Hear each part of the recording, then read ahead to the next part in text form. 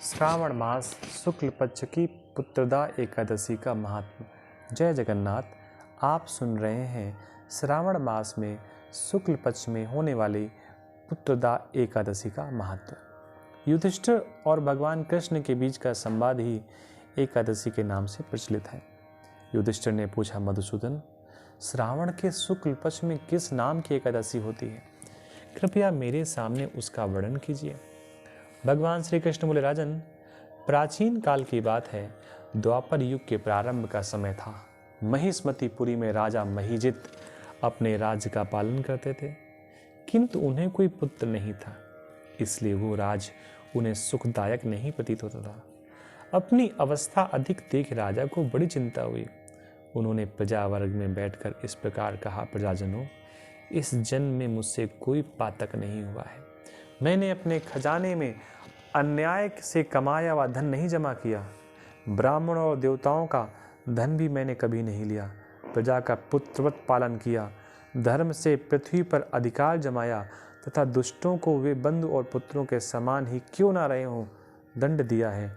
शिष्ट पुरुषों का सदा सम्मान किया है और किसी को द्वेष का पात्र नहीं समझा। फिर क्या कारण है जो मेरे घर में आज तक पुत्र उत्पन्न नहीं हुआ? आप लोग इसका विचार करें।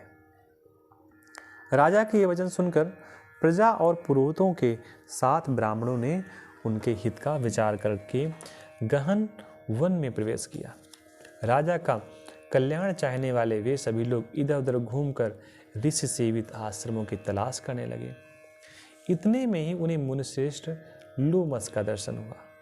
लोमस जी धर्म के तत्वज्ञ, संपूर्ण शास्त्रों के विशिष्ट विद्वान, दीर्घायु और महात्मा है। उनका शरीर लोम से भरा हुआ है।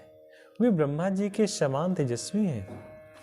एक एक कल्प बीतने पर उनके शरीर का एक एक लोम विशीर्ण होता है या टूट कर गिरता है, इसलिए उनका नाम लोमस हुआ। वे महामुनि तीनों कालों की बातें जानते हैं। उन्हें देखकर सब लोगों को बड़ा हर्ष हुआ। उन्हें निकट आया देख लोमस जी ने पूछा, तुम सब लोग किस लिए यहाँ आए हो? अपने आगमन का कारण बताओ। तुम लोगों के लिए जो हितकर कार्य होगा उसे मैं अवश्य करूँगा। प्रजाओं ने कहा, ब्राह्मण, ये समय महिजित नाम वाले जो राजा हैं उन्हें कोई पुत्र नहीं है। हम लोग उन्हीं के प्रजा हैं जिनका उन्होंने पुत्र की भांति पालन किया है। उन्हें पुत्रहीन देख उनके दुख से दुखित हो हम तपस्या करने का दृढ़ निश्चय करके यहाँ आए हैं। द्विजोत्तम, राजा के भाग्य से इस समय हमें आपका दर्शन मिल गया। महापुरुषों के दर्शन से ही मनुष्यों के सत्कार सिद्ध हो जाते हैं। मुने, अब हमें उस उपाय का उपदेश दीजिए जिससे राजा को पुत्र की प्राप्ति हो। उनकी बात सुनकर महर्षि लोमस 2 घड़ी तक ध्यान मग्न हो गए।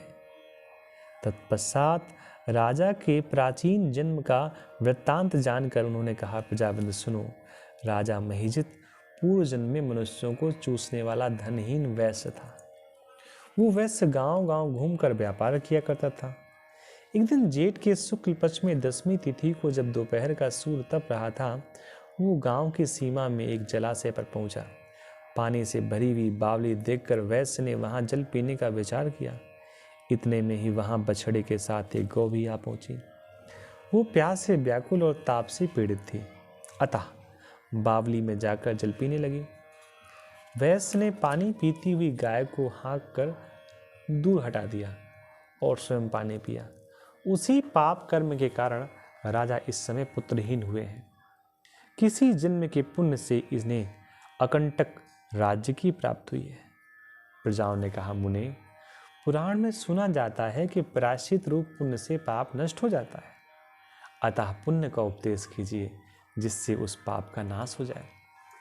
लोमस जी बोले, प्रजाजनों, श्रावण मास के शुक्ल पक्ष में जो एकादशी होती है वो पुत्रदा के नाम से विख्यात है। वो मनवांछित फल प्रदान करने वाली है। तुम लोग उसी का व्रत करो। ये सुनकर प्रजाओं ने मुनि को नमस्कार किया और नगर में आकर विधिपूर्वक पुत्रदा एकादशी के व्रत का अनुष्ठान किया।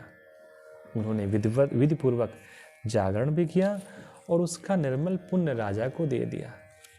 तत्पश्चात रानी ने गर्भधारण किया और प्रसव का समय आने पर बलवान पुत्र को जन्म दिया। इसका महात्म सुनकर मनुष्य पाप से मुक्त हो जाता है तथा इहलोक में सुख पा करके परलोक में स्वर्गीय गति को प्राप्त होता है। ये श्रावण मास आषाढ़ मास में,